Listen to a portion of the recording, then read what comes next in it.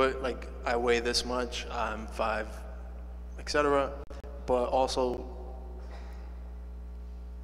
you can actually input what movement you're doing, like what workout, what machine you're using. And as soon as you start, that's basically, would think it's the fully give a lot of insight to the player, but who doesn't have a coach, and also to coaches who want to better coach their athletes. So I think having that information at your fingertips and then being able to have it over time is a way to progress much faster, much more, much better. Yeah. Because you know, a lot of people write down their workout and they kind of look over it, but having all that information, all those features in one place, I feel is like I would use it. Sure, you know? might ultimately get individual experts in a whatever discipline writing software to optimize based on their expert knowledge. Yeah. And then there could be like having athletes actually use it to kind of collect some data on what actually is a really good form for this particular movement, and then have that kind of as like a foundation. Sure, a baseline, something to a standard to aspire to. Yes, exactly. Rafael Nadal's top spin. Is it a single device that you can put on any of these things, or that you... Well, they're gonna be unique, but right now we're only focused on barbell movements, and it'll be, I call it Halo. My founder doesn't like the name. Go figure, why? I don't know. But it's basically 2 rings that you can put on the barbell, and it'll measure like kind of every angle and position and some other metrics. Yeah, great. Yeah. Thank you so much. Okay, full disclosure, guys. I know Charles' product and service very well because I've been mentoring him for a few months in the accelerator we both participate in. Which has been awesome. Thank you. You're most welcome. Thank you. So if you would, for the audience, talk a little bit more about the hardware that you use in the PinCube room.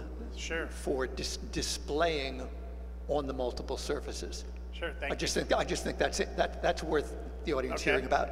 Cool. Thank you so much for that incredibly insightful question. Thank you for recognizing how insightful I am. Our mutual adoration club continues.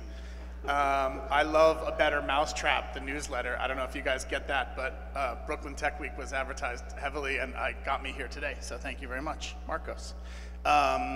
So there are actually 2 kinds of hardware plays. One is on the individual employee through wearables, and that's not what Marcos is asking about. Marcos is asking about something that's a conceptual drawing right now, which I built into a clunky prototype in Red Hook. If you guys want to come, it's Charles Kirby at Cindy.io. And basically what he's talking about is what I call a spherical chandelier.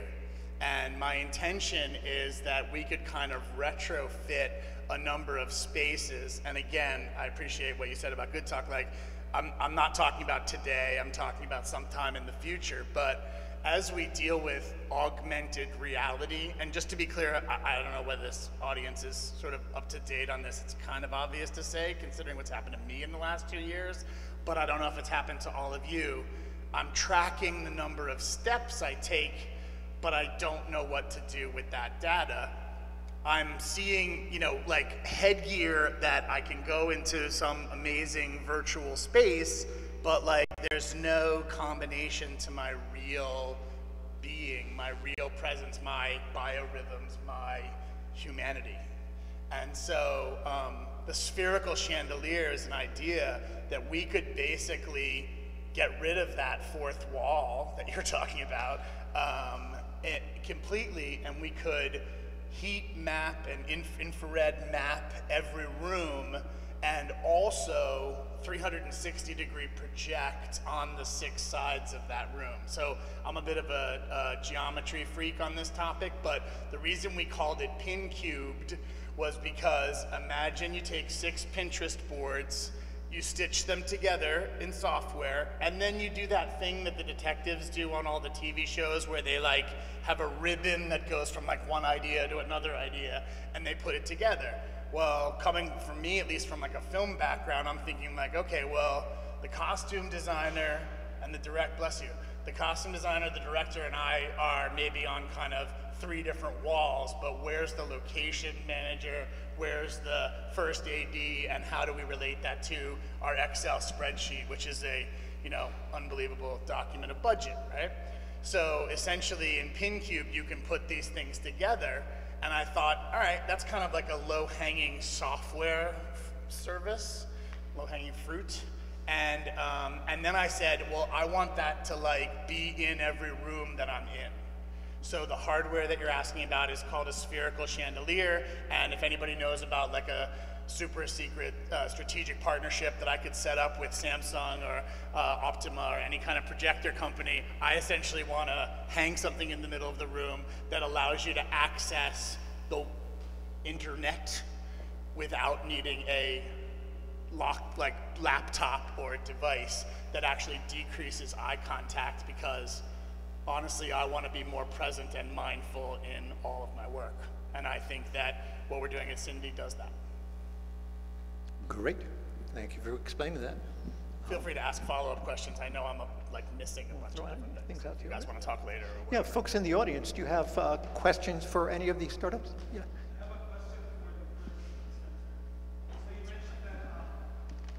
Thank you.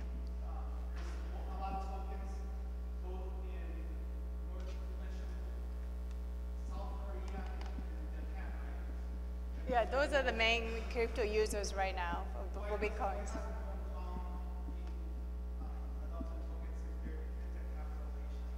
Well, when I talk about the cryptos, who's using the cryptocurrencies, it's more users based in Japan and South Korea. I'm not talking about the fintech companies. I'm talking about who is using the cryptocurrencies. That's like when you think about like Bitcoins and who is actually trading all these existing currencies, that's really big in Japan and Korea. And I think the reason why it's not really big in Hong Kong is a bit more regulated on the crypto area. So it's a bit, I get more strict, I would say. Yeah, regulated. So, I mean, they do have, each country has a different regulators too, but I think there's a myth also says that the crypto area was started with the Japanese guys, right? I think Satoshi someone. I don't even know if that person really exists on the minings, but I think that's the reason why it's all the users, not the fintech companies, because I think fintech company could be everywhere. I think it's quite big in Hong Kong as well. But for the users who is actually purchasing and selling and trading and do the transactions, and that's really big in Japan and also South Korea right now.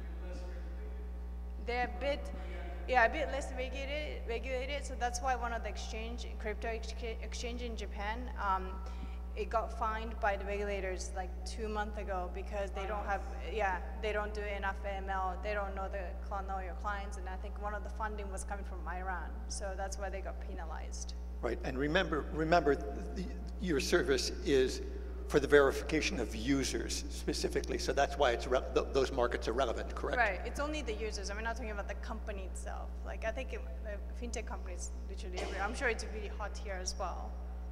Yeah. Another question? Surely you must be curious. Don't be shy. Oh, yes. Charles. Kim.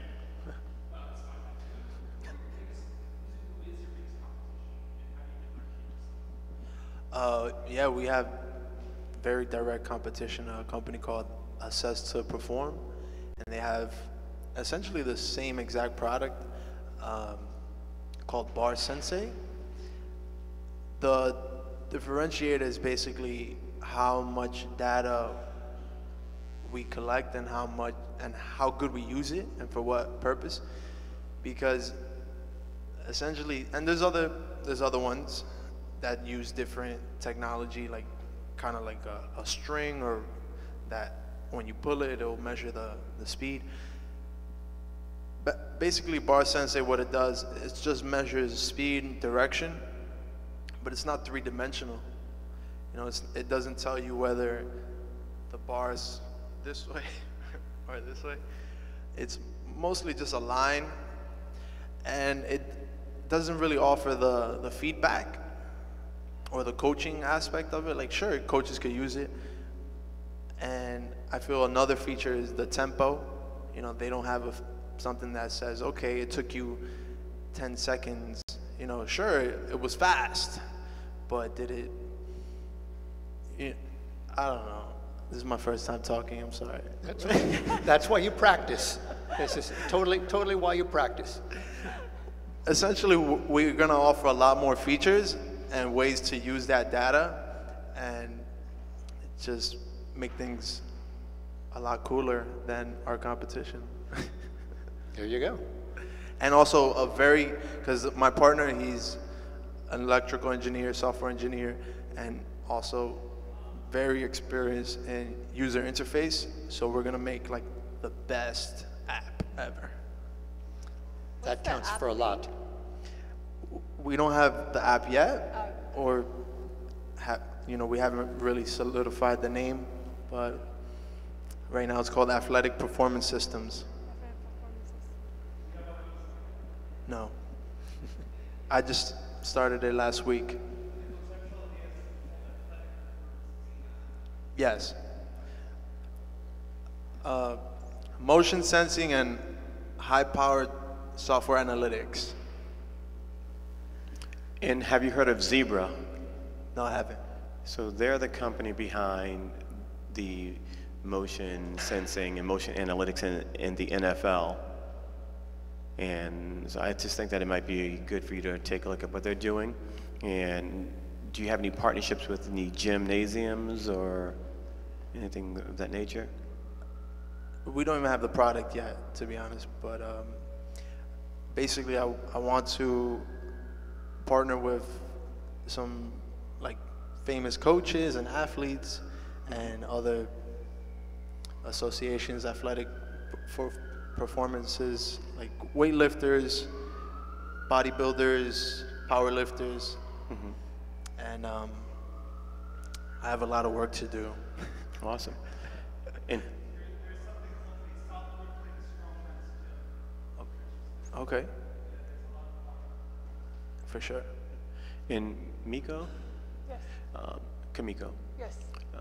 how rampant is money laundering right now in the cryptocurrency space, and how large of a market potential is this for your business? Could you give me the TAM, total addressable market size, and I think the market size, I don't know if even the SEC or they really have the market size yet, but like there's a IP address analyst company who gave us statistics last week. They talked about like 10 billion like market size. Right. That is 10 billion, that it's dirty money. We're not talking about the clean money, it's the dirty money in the crypto area already. well, yeah. So that's like the scope of our, I guess, laundering, making sure those are not suspicious and do not dirty monies. We don't want to just monitor those monies because we want to make sure those, I guess, dirty monies goes to the wrong hands and they buy weapons and weapons go to the innocent people and they go to the war, and that's really something we want to stop and reduce. That's why we started this company. But I think 10 billion or Wow. somewhat the big But one. because of that 10 million, every 10 company billion. wants Billion. 10 billion. Yeah. Every company that wants to do anything around crypto has to have an AML solution, Yes. whether or not they actually have. They have to have a Right, right. So I solution think in the order the to. market is just all. Exactly. Like, so 10 billion is something that is, we call it like dirty monies, but obviously it could be any money that's traded in currencies or cryptos should be scoped for ML, for sure. Awesome. Let's give a round of applause for our entrepreneurs. Thank you very much. Nizer, back to you. So I thought this setup was pretty interesting, so I have to give credit to Kamiko for saying, Nizer, let's just sit together, share what we're doing, and let's interact. So she said, let's make it more interactive. So I think this was like better than just standing there. What do you got? What do y'all think? Yeah. So we're gonna try to use this format more and more. Awesome. Yes, great guys. Thank you very much. Thank you. Absolutely. Should we get a selfie? I think we should get a selfie. Selfie? Okay. I think every startup needs photos in front of Step and Repeat. Okay. Right? Isn't that a thing? Yeah. I'm very close. This won't take too long. Okay, yeah. So we're coming up with the closing talk, and after that talk, I'd like to just say everyone in this room should take the opportunity and to really network with one another, and make a note of saying let's follow up at a coffee shop, not the digital space, because we're all here for tech and things like that, but let's really follow up and see how we can work on a project or solve a problem together. So we have our last and final talk coming up, and it's the media perspective of how do startups get amplification, leverage out of press and media to tell their story for themselves and for their new venture. And so we thought that we would get some publishers together, some journalists, editors, and let them tell you from their perspective what it takes to get your story told and get your business on the map as a startup founder. So with that said, if the panelists could come up to the stage and we will commence with the talk. Yes, you are. Yeah, I think so. Okay. All right. Let me just get my chart out so I can, so you can hold on to that. Sure.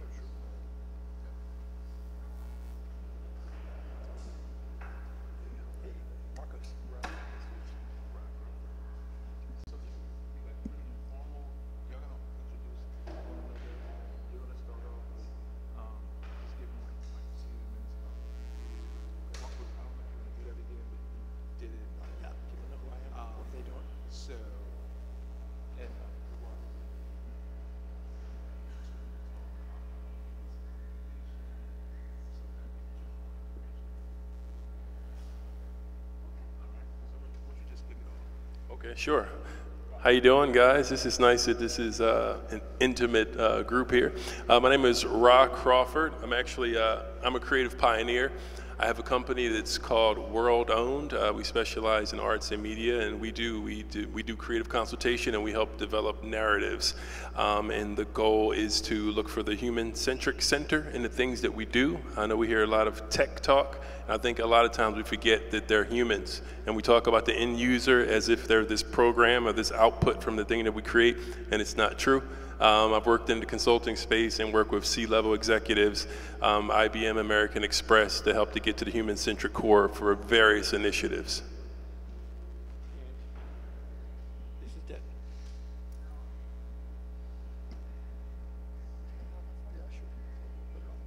Yes. Okay, and yeah, you heard me introduce myself, Marcos Dinnerstein, A Better Mousetrap, and yes, I will re-echo. It's about humans, everything. That's the commonality. That's the one thing that doesn't change, at least for another 50 years, is our wet wiring. So in tech usage, human-centered design, communications, we're the through line. We'll leave it at that for the moment. Hi, good afternoon, everyone. My name is Zawadi Morris. I'm founder and publisher of an online digital daily news site called BK Reader. We're a hyper-local newspaper.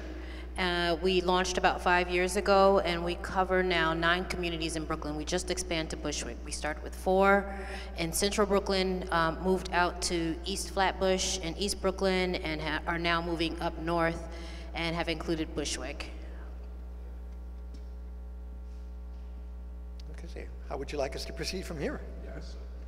I would like you to do, one thing is, the audience, do you have any questions in terms of what is it that you need to do to get your startups in press, get some publicity happening?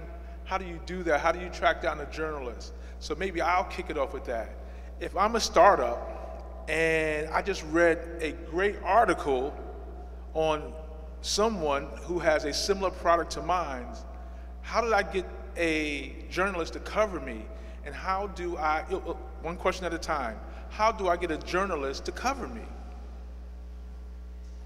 I would start by saying of adding value. I think that's the thing at the end of the day. I know for World Owned, we test our properties or things that we develop by this basic test. If you remove it from the world, is there a hole, or does it matter at all? And I say you test it, because you might, again, we've heard some of the comments earlier, you might think you have a great idea, but we're moving into a future of humankind, the way we're connecting, and we're moving towards more value-centric systems. So if your idea doesn't truly add value, who cares about it at the end of the day? Who wants to talk about it? And I think it's the same thing if you're in a media or press, they're looking for something that adds value.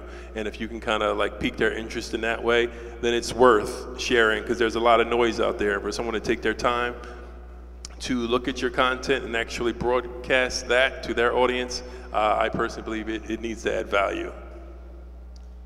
Okay, so I think this is where Hyperlocal kind of makes a distinction between itself and some of the legacy papers, because of course we want people who have products that add value, but we are in a position where we're more interested in you at your development stage at times. We cover things on a hyper level, which means that we're more granular in our reporting. So seeing a startup or seeing a person that has a novel idea, that has a Kickstarter campaign going, that has proven even on a micro level that there's some potential there, to us that's significant in the community, that there's something that's growing.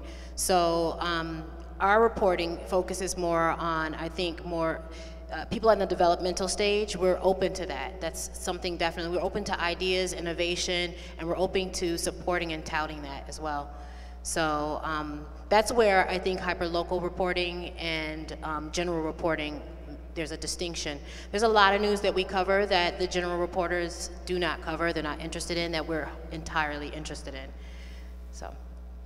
I just want to make clear that, so are we in agreement? Are you saying that even though it's in early stages, it would need to add value, or saying it doesn't need to add value and you're interested in it? Oh, it definitely needs to be news. We still do have a metric. Okay, all right. Because it's not about us, it's about our readers.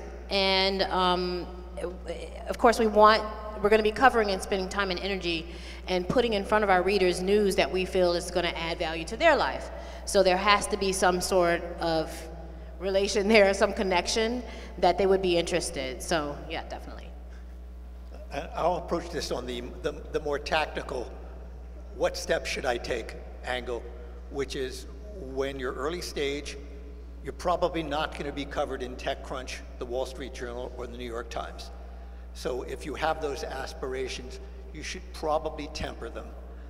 You should, again, start with having something of value that you can objectively say has value because your users, or at least a significant sample of users, seem to tell you have value, even if it's early stage. And then you identify articles in as narrow a subject that relates to yours as possible. Track those journalists who are covering that, and those are the people that you're pitching stories to, ideally with landmark events for your product. Why should they cover you now? Well, we rolled out a major feature set that we think is going to really be appealing to people. You got traction with an earlier article related to this, so I think your readers will like this. Provide them with as much information, give them a human hook, because again, it's about humanity and the human effect value that you're providing. So do as much homework for them as possible so that they can really assess whether it's a good fit for running an article in their paper or not, for bothering to do the coverage. So those would be the kind of advice that I'd offer. Yeah, I would also add, I mean, everyone there, we're all doing the same thing, right? We all have dreams and we all have something we want to accomplish and create. Document your story as well. Just beginning a habit, whether you do a video blog or you keep a personal Google Docs and you kind of make a little journal, personal journal, but document your story, because then, like we said, it's human-centric. So whatever product, your development that you're trying to pitch or sell or get other people to adopt, at the same time, there's your story. And there are media companies, like you mentioned, that are interested in the story of the startups and developers. So if you're not already doing it, get in a habit of documenting your own personal story as well during your journey, because that in itself is content and it's newsworthy. And consistency of your messaging. So if you're going to be doing a blog, do it regularly. Create an audience. That content should have value. And over time, because this is a marathon, it ain't a sprint, over time, you will build an audience who goes, oh, they wrote interesting stuff. I'm going to keep coming back to that. And be consistent. Go on to other blogs that are related, add value there, don't just link spam. There are things, be part of the larger conversation on your topic and be a value provider. Join in a positive way in conversations that are relevant in your sphere of knowledge. So I want to piggyback off of some of the things you said and get more clarity, get more granular. We talked about consistency, we talked about brand, and I know most startups are pretty much in their most creative form when they're pretty much starting up. They want to use as many things that they think, or we think it's possible to describe ourselves, to get our message across.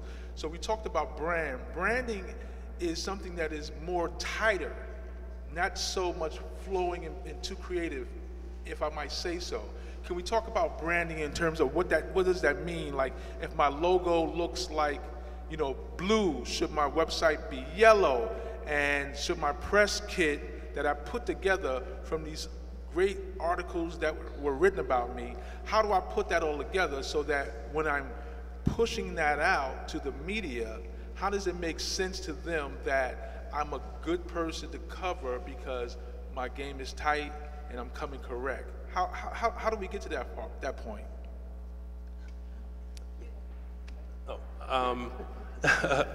Branding is, that's actually what I do. I do branding and logo design. I've done it for years. I was part of the rebrand for DC Comics. I've worked for Viacom, so I've done branding in that space. I would say, in short, branding is very important. We, as a society, we've grown more educated and more sensitive to branding. We've actually evolved to a point that's how we communicate, through branding. If you show me your company logo, and it happens on a subconscious level. If you're going to a website and the logo isn't correct, you actually probably won't stay on the page for that website very long. And we've got it to a point where even small businesses understand that with branding. So I think starting from step one, your logo is very important. It needs to represent your brand 100%. I would say be open to feedback. You might love a particular logo, but I think, like some of the comments were before, bounce it off your network, see how they respond to it, see if it truly resonates with your message, and have some consistency there. You might have 3 logos, but kind of pick that one and use that same, logo with everything you're doing. That's the basic. The other thing is, it takes time for this. Like, what is the spirit of your communication? What verbs or adjectives do you use in describing your product? Do you have the kind of business or service where you use exclamation marks? Is it an all caps kind of energy kind of business that you're offering? It depends. It may be. It may not. And sometimes it takes time to figure that out. But once you start to figure that out, you'll start to develop your voice, and sometimes it takes a little time, but definitely put it out there and get feedback from people and iterate and change and be open to changing as you go along. What I could say about branding, well, I'm not, from a client, I guess, point of view, I'm not as interested in a product's branding and marketing as I am content. But from the experience that I've had myself with having to brand myself, something interesting that I've seen evolve probably within the last 10 years is that, for instance, most of my readers, 76% of my readers come to my site, not through the actual front page of the website. They come through social media. So therefore, people aren't really visiting websites like that anymore. And if you're still in that mode where you're putting all of your information, all of your branding, all of your sell online, not to say that that's not important, but that's not really where people are going. They may go there to just grab a little bit of information, but really how you present yourself is going to be across these social media platforms. Now, I say that, and I say it with a tiny bit of contempt, because I have this thing, this push and pull, love-hate relationship with social media. And I took a while myself to really just give in and give in to the fact that I'm dependent upon social media as a second-party marketing platform for me. But what it has forced me to do is really understand what the three major platforms, being Facebook, Twitter, and Instagram, what those platforms stand for and what audiences live on those platforms, because they've become distinct. I don't know if you guys have noticed that prior to maybe even 5 years ago, everybody may have been across all the platforms. Now people kind of have settled and live on one particular platform that they call their own. You know, we've found that on Facebook, it's often people who are reading stories, who are sitting, who are talking, having conversations, who have a lot of time on their hand, quite frankly, to me. And then on Instagram, you'll find maybe the people who are more interested in being a brand influencer. So those are the people that might be into lifestyle and culture. And then on Twitter, you'll find a lot of news organizations, people who've got content to share, gossip, and you know, just news, quick news. So those are different types of audiences. So you want to think about that. When you're thinking about your branding of yourself as a company or entity, you want to think about where your audience lives and kind of cater to that. For me, as a news site and covering a community, I really have to be nimble in being able to communicate across all three, because my demographic crosses everybody, because it's a community. I don't have a target market except for people in Brooklyn. So we're learning how to have a different voice and approach on every single one of those platforms, and just being really flexible and being very keen in how we talk. Like, I can't overpost on Instagram. If you post more than 2 or 3 times, it starts to annoy people. They will delete you. They'll have a conversation with you on Facebook. You can actually strike up, do polls, strike up a conversation, sit and talk with people. On Twitter, you have to send the same message out a couple of times a day if it's an important message to you, because it moves so quick that, you know, it may hit and miss people, you know, throughout the day. So there's just, and then you also have to speak very quickly, because you only get, what, 120 characters. So those are some of the things when you're talking about branding yourself. You're thinking about your audience, your platform, and what your audience likes. Do you find that you use video much for in social for your branding? Yes, video. I'm glad you brought that up. Video right now is growing in popularity in terms of stories. People are becoming way more interested in watching the news on a video than reading it. And so I have a team of interns come through 3 times a year. And each time I put them through a video workshop, and I also train my writers. We just had a workshop 2 weeks ago. I train all of my writers. If we hire a new writer and they don't know how to do video, they learn how to put together a video story. And most definitely, I'm glad you brought that up. He's absolutely correct. People are not, there's a certain demographic, like my demographic, that loves to read. But if you're trying to reach a younger demographic, the millennials or younger, they'd much prefer to be shown the news in very short bites and clips. And don't forget to put captioning in those videos. Yeah, they like to read and watch. It's a whole universe. That's right, because you might not be in a place where you're watching video where you feel that it's acceptable to put the sound on, but you still want to watch the video. So captioning is really important. To your point about tweeting multiple times a day, when I was at digital.nyc, part of what I did was I aggregated news, 5-6 stories a day, and I would post them. I would put them in Buffer, Hootsuite, whatever you use, to schedule, and I would schedule them from 10 in the morning till 3 in the afternoon, and I thought I was done. One day, it's around 2, 3 o'clock in the afternoon, and I go, oh shit, I didn't post any of these. Oh, well, screw it. I'm going to post them straight the rest of the day through the evening, you know, into like 10 o'clock in the evening. Well, next day I look at the stats and I go, holy crap, the engagement rate just went, it's like double what it was for when I post during the day. Duh.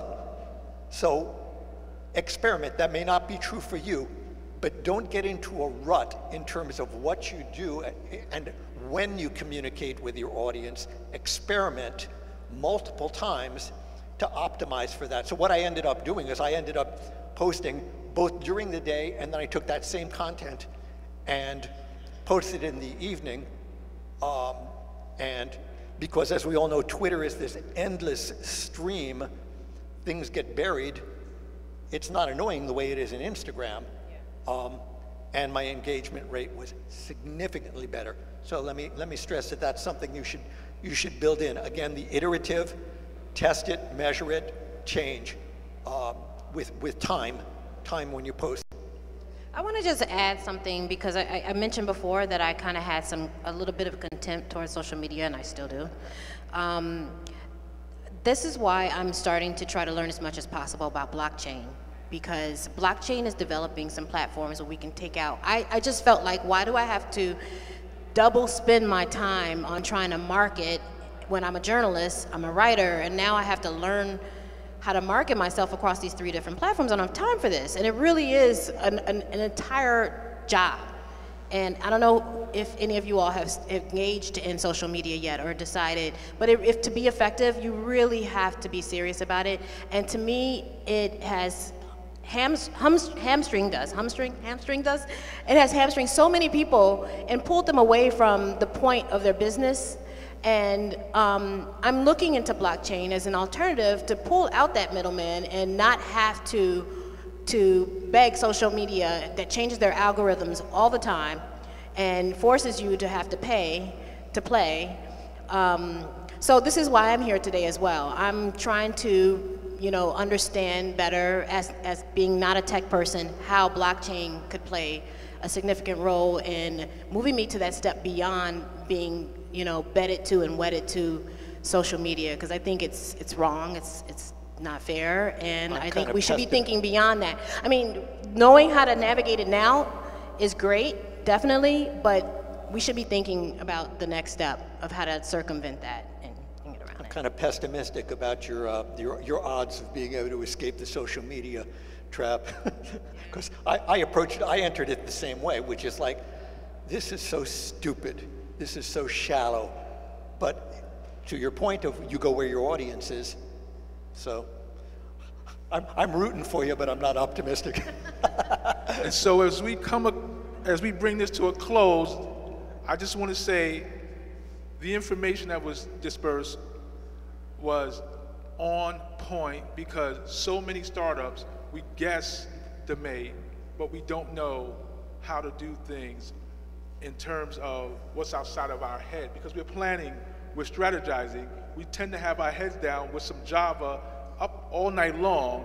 But the thing that I want to bring the point is that here are the professionals that are telling you when it's time to launch your product, these are the things you need to know, these are the steps you should take.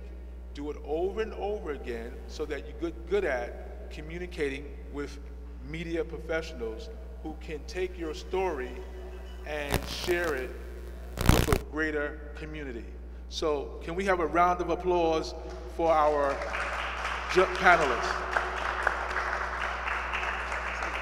Yep, and before we close out, just give them a little bit of how they can find your publications or reach you online. Sure, my name is Ra Crawford, RAHCRAWFORD.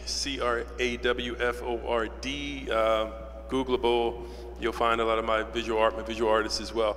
I just wanted to leave you with this one thought. I'm a contrarian and I'm a social observer. It's what I do in my work. Everyone in this room who actually can hear right now, keep this in mind, that everything's changing right now, and just not technology. The core values of who we are as human beings are changing, and what we ascribe to be is changing. In the old days, we used to want a white picket fence. In the old days of this country of capitalism, We thought that, hey, you launch your business, make a whole bunch of money. If you're a white male, this is your path. If you're not, this is your path. And currently, without even getting political, we currently have the personification of what that looks like. The ultimate businessman doing the ultimate thing, making the ultimate money. I win, game over. We see what that looks like, and it's affected all of our minds, and right now we're still making adjustments on that, but what we're seeing is the reverberation and reflections of that in our value systems changing. And that volume system shift is going to change everything through markets, through what you sell, through how you sell. So my suggestion is to keep up on that. We can communicate after if you want to talk about consultation or something like that, what that forward movement looks like, because I don't want anyone in this room developing or planning or spending money towards an old structure and system that is crumbling, because it's done. It's done. And it's still in place, but it's falling apart. And if we're still thinking like that and building businesses towards that direction, you're going to end up in a pit and you're going to spend a lot of money and waste. So, thanks. I'm glad you didn't get political. It's actually not political at all. It's a human evolution, but. You say potato, I say potato. So, yeah, you can reach me at bettermousetrap.nyc. You can sign up to the newsletter. There's a little link in the footer. Or you can reach me at marcos@bettermousetrap.nyc. And I'm happy to talk with any of you afterwards. Okay, so I'm with BK Reader. You can reach me at www.bkreader.com. And to piggyback off of what he said, he's absolutely right. Whatever you're doing right now in your startup stage, make sure that you're thinking about it in terms of a share economy and peer-to-peer network and blockchain. My little plug. Thank you.